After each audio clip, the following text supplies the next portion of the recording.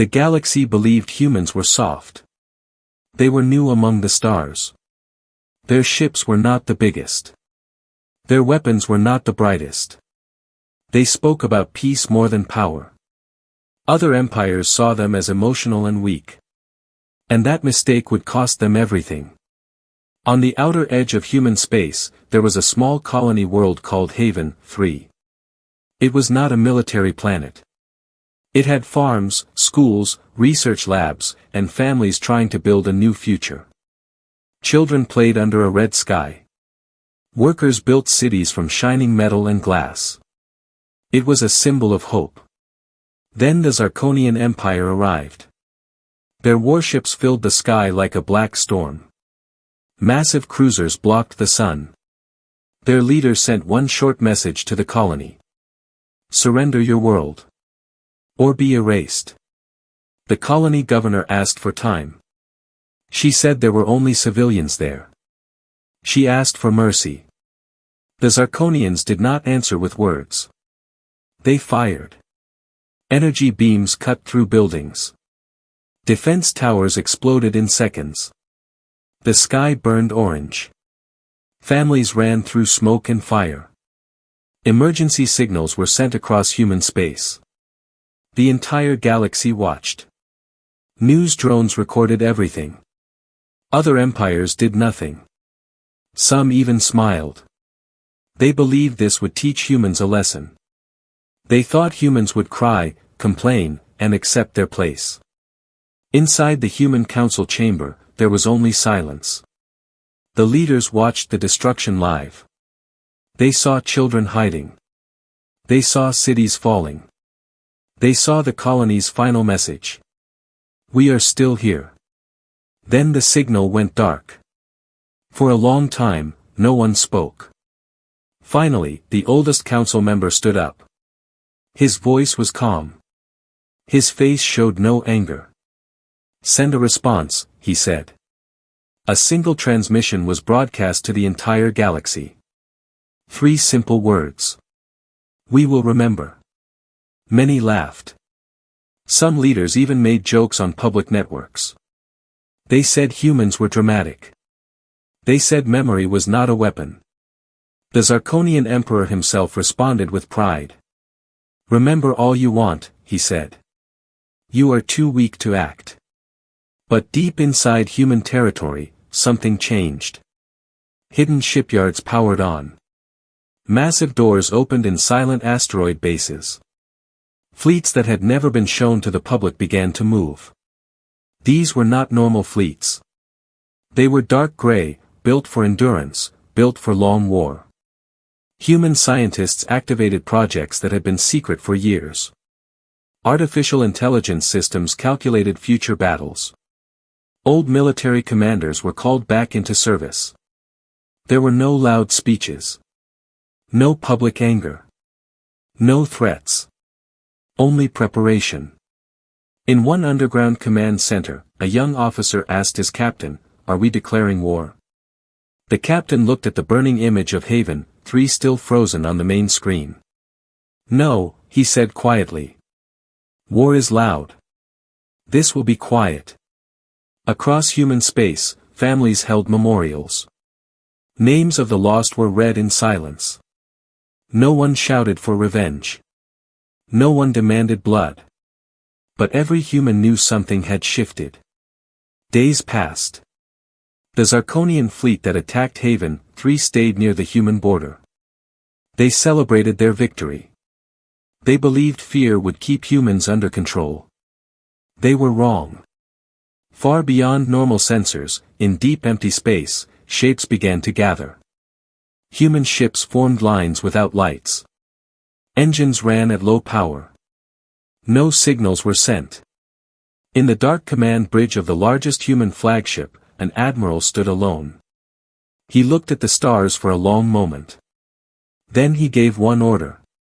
Release the silence. The fleet moved forward. And for the first time in galactic history, the hunters had no idea they were about to be hunted. The Zarkonian Empire celebrated for 7 days. Their warships formed bright lines across the human border. Victory banners covered their hulls. On every galactic network, they showed the fall of Haven 3 again and again.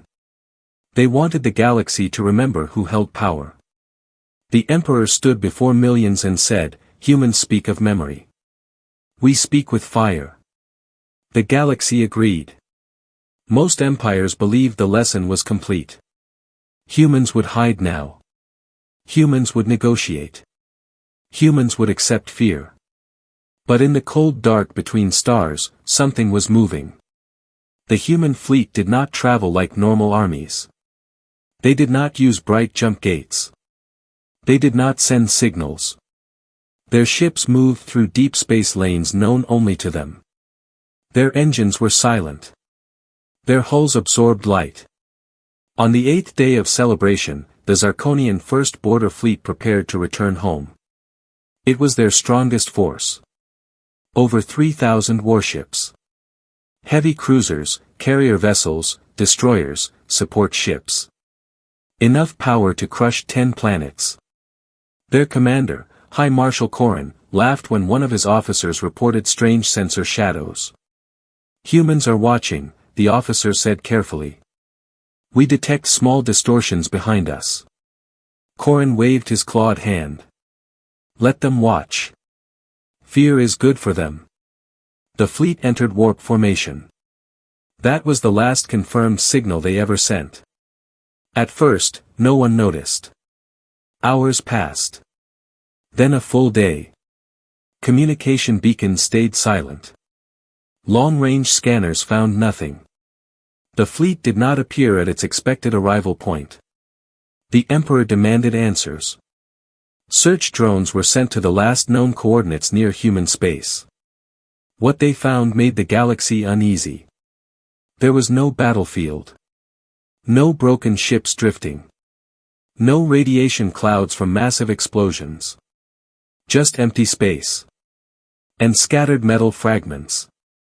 Not destroyed by heavy weapons. Not burned by plasma. Cut. Clean. Precise. Like the fleet had been taken apart piece by piece. On one broken hull plate, investigators found a message carved directly into the metal. "You were warned." The word spread fast across the networks. For the first time, laughter stopped. 3,000 ships do not simply vanish. Not without noise. Not without witnesses. The Zarkonian Empire sent a second fleet to search deeper. This time they moved carefully. Shields active. Weapons charged. But strange things began to happen. Navigation systems glitched. Power grids flickered for seconds at a time. Several ships reported phantom signals that appeared and disappeared instantly. Then one destroyer vanished from formation. Its position on radar simply blinked out. The commander shouted orders. Scanners searched everywhere. Nothing. Seconds later, another ship disappeared. Panic began to rise. They fired randomly into empty space. Energy beams lit the darkness. But there was no enemy to target. Then the fleet's main carrier lost power completely. Before emergency systems could restart, it too was gone. One by one, ships vanished. No explosions. No screams. Just silence. Only 12 damaged vessels managed to escape back towards Zarkonian territory. Their crews were shaken, confused, terrified. One surviving captain gave a shaking report before collapsing from stress. "We never saw them," she whispered. "They were already inside our systems. They controlled everything. We were fighting ghosts." When this report reached the Emperor, even he did not speak for a long time. Across the galaxy, leaders began to reconsider their opinions. Humans had not shouted. They had not declared war. They had not even claimed responsibility. But everyone understood. This was not random. This was response. In human space, the Council watched quiet reports from hidden screens. No cheering. No celebration. Only confirmation. Balance had begun. And far beyond public maps, the dark human fleet continued forward. Because the first border fleet was not the true target. It was only the beginning. Fear travels faster than light. After the disappearance of the Zarkonian fleets, the galaxy stopped laughing. News networks replayed the last broken transmissions again and again. Analysts tried to explain what happened. Some blamed secret superweapons. Others blamed internal betrayal. But deep down, everyone knew the truth. Humans were no longer defending. They were hunting. Yet there was something strange about their revenge. They did not attack random planets. They did not burn cities. They did not harm civilians. Instead, military outposts began to fail. A Zarkonian weapons factory near the asteroid belt of Corvus suddenly shut down. Its power core was sliced with perfect precision. All defense systems were disabled before any alarm sounded. 2 days later, a major supply convoy vanished on its way to the imperial capital. 20 cargo ships filled with weapons and fuel, gone without debris. Then an Alliance shipyard belonging to one of Zarkon's allies exploded from inside. Security footage showed nothing but empty halls before systems went dark. No fleet ever appeared. No human flag was raised. Only quiet destruction. Galactic leaders met in emergency councils. Some demanded a united strike against human space. Others hesitated. Have they attacked civilians? One senator asked. No. Have they bombed cities? No. Then what are they doing? No one had a clear answer. In reality, humans were following a strategy older than the Empire itself. Inside a hidden command station built into a hollow moon, Admiral Rail stood before a large tactical map. Red markers showed enemy military locations. Blue markers showed human fleet movements, almost invisible. A young officer spoke carefully. Sir, we have the power to strike their capital directly. Why are we moving slowly? Admiral Rail did not look away from the map. Because fear is stronger than fire, he said. If we destroy them fast, it ends quickly. If we remove their strength piece by piece, they will feel it. He turned toward the room. They attacked families. We attack power. Across Zarkonian space, military commanders began to doubt their own technology. Communication towers failed for seconds at a time. Secret codes were broken before being used. Defense satellites shut down randomly, then rebooted too late. Human cyber units had already entered their systems weeks before Haven 3 was destroyed. The galaxy began to whisper a new name. The Ghost Fleet. Some claimed human ships could bend light. Others believed they used unknown alien tech. Conspiracy channels exploded with theories. But the truth was simpler. Humans had prepared quietly for years. They studied every empire. Every weakness. Every pattern of war. Now they were using that knowledge with cold precision. One night, a live emergency broadcast interrupted all networks. The Zarkonian Second War Council chamber appeared on screen. Alarms blared in the background. Officers shouted. Then the transmission stabilized. Admiral Rail stood alone in a dark room. His uniform was clean. His face calm. Behind him floated the burning wreckage of a massive Zarkonian battle station. We are not your enemies, he said clearly. You chose that when you fired on Haven 3. His eyes were steady. You attacked the defenseless. We are removing your ability to do that again. A Zarkonian general screamed from off-screen, face us in open war. Rail replied simply, this is war. The transmission ended. Within the same hour, 5 major Zarkonian military bases lost contact with Central Command. Entire defense grids collapsed. Weapon stockpiles were destroyed without civilian loss. The Empire was bleeding power, but not population. For the first time in centuries, the Zarkonian Emperor felt something unfamiliar. Uncertainty. Meanwhile, in human space, memorial lights for Haven 3 still burned in every city. People did not celebrate victories. They waited. Because they understood something the galaxy was only starting to learn. Human revenge was not loud anger.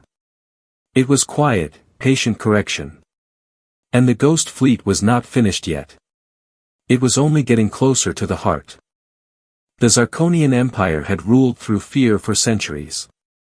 They crushed rebellion fast. They punished weakness harder.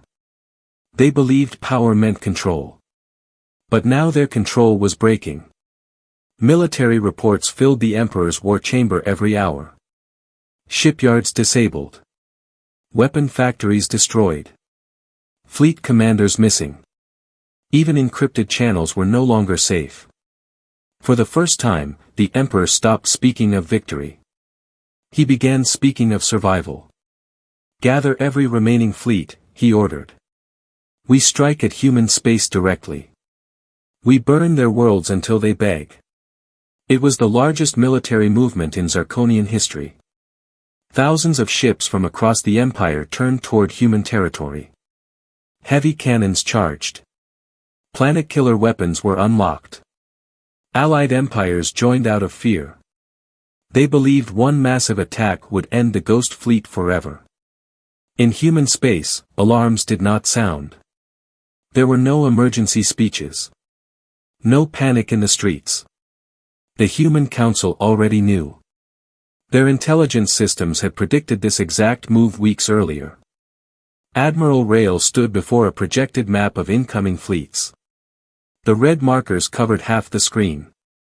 An officer asked quietly, "Sir, this is everything they have left. If we destroy it, the Empire collapses." Rail nodded once. "Then we end this." As the United Armada entered human border space, something unexpected happened. The first wave of Zarkonian ships lost long-range communication. Not jammed, cut. Their own systems locked them out. Control commands failed. Then navigation beacons shifted coordinates. The fleet scattered slightly out of formation. That small delay was enough. Human defense platforms emerged from asteroid fields. Cloaked warships appeared behind enemy lines. Autonomous drone swarms activated like storms of metal. The battle was not chaotic. It was controlled. Human ships did not charge wildly. They targeted engines. They targeted weapon systems. They disabled command vessels first. Every shot had purpose. Zarkonian cannons fired blindly into empty space. They could see enemies, but too late each time. Human ships moved with perfect timing, guided by predictive AI that calculated enemy actions seconds before they happened. Within hours, the massive armada began to crumble. One by one, capital ships went dark. Not exploding. Shutting down. Boarding signals followed. Human marines secured command bridges with precise speed. Officers were arrested, not executed. Data cores were seized. The galaxy watched live combat feeds with shock. Humans were winning. And they were doing it without destroying planets. At the center of the chaos, the Emperor's flagship tried to retreat. But it could not jump. A human dreadnought appeared directly ahead of it, silent, massive, unshaken. For a long moment, the two ships faced each other. Then Admiral Rail sent a direct transmission. The Emperor appeared on screen, furious but clearly afraid. "You think you have won?" the Emperor demanded. "You could have destroyed us. Why hesitate?" Rail's voice remained calm. "We are not here to erase you," he said. "We are here to remove your throne." Behind him, new data streams began broadcasting across every galactic network. Proof of Zarkonian war crimes. Recordings of destroyed civilian worlds from past centuries. Secret slave camps. Political assassinations. Manipulated alliances. Evidence collected quietly over years. The Empire's image shattered in minutes. Allied empires withdrew support instantly. Rebellions ignited on Zarkonian-controlled worlds. The Emperor realized too late, this war was never about ships. It was about legitimacy. His power did not break from weapons. It broke from exposure. Human fleets surrounded the flagship, weapons locked but not firing. Rael gave one final message. You attacked families. We removed your ability to do it again. Stand down. For the first time in his reign, the Emperor lowered his head. The throne had begun to shake. And the galaxy understood something terrifying. Human revenge was not destruction. It was dismantling power, piece by piece, until nothing dangerous remained. The war did not end with an explosion. It ended with a transmission. Across the galaxy, every major network displayed the same image. The Zarkonian Emperor stood in chains inside his own command chamber. Behind him were human officers, calm and silent. The once proud throne room was dark. Admiral Rael stepped forward. This conflict is over, he said. The Zarkonian military has surrendered. Their weapons are disabled. Their command structure is removed. There was no cheering in his voice. No civilian worlds were harmed by human forces. No cities were burned. No populations were targeted. He paused for a moment. We remember Haven 3. We acted so no one else would suffer the same. The transmission ended. And the galaxy remained silent. In Zarkonian space, something unexpected happened. Human ships did not invade planets. They did not occupy streets. Instead, humanitarian vessels arrived first. Food supplies. Medical teams. Engineers to stabilize damaged power grids caused by the Empire's own collapsing systems. Zarkonian civilians waited in fear, expecting punishment. It never came. A mother on one industrial world held her child as human drones repaired her city's broken water system. She had been told humans were monsters. But the machines worked quietly and left without demanding anything. On another planet, imprisoned political dissidents were released after human investigators opened secret detention facilities. Records were handed to local leaders. Evidence was made public. Slowly, the truth spread. The Empire had ruled through fear. Humans ruled through accountability. Within weeks, Zarkonian territories voted to dissolve imperial control. Independent planetary governments formed peacefully. Former military leaders faced trials broadcast across the galaxy. No executions. No revenge killings. Justice, measured and transparent. Other empires watched carefully. They had once mocked the human council's 3 words. We will remember. Now they understood what those words meant. Memory was not about hatred. It was about responsibility. In human space, memorial lights for Haven 3 were finally dimmed. A new monument was built instead. Not of warships or weapons. But of names. Every life lost was engraved into crystal walls that reflected the stars above. Families gathered in silence. Some cried. Some simply stood. Admiral Rael visited alone at night. A young cadet approached him carefully. Sir, she asked, are we done now? Rael looked up at the sky. For now, he said. Peace is something we maintain. The cadet hesitated. Will the galaxy ever trust us again? He gave a small, tired smile. They will respect us. Months later, trade routes reopened. Diplomatic treaties were rewritten with stronger protections for civilian worlds. Military alliances shifted. Empires once driven by pride began investing more in defense than conquest. No one wanted to become the next lesson. The phrase, human revenge, became something spoken carefully in political chambers. Not because humans were cruel. but because they were patient. And patient strength is more frightening than rage. In the far edges of explored space, new civilizations began hearing stories. They heard of a species that warned before it acted. A species that did not shout. A species that remembered. And somewhere in deep human archives, Haven 3 was marked not as a tragedy alone, but as the moment the galaxy learned a simple truth. Humans seek peace. Humans value life. But if you destroy what they love, they will not scream. They will not rush. They will not forget. And nothing terrifies the galaxy more than human revenge.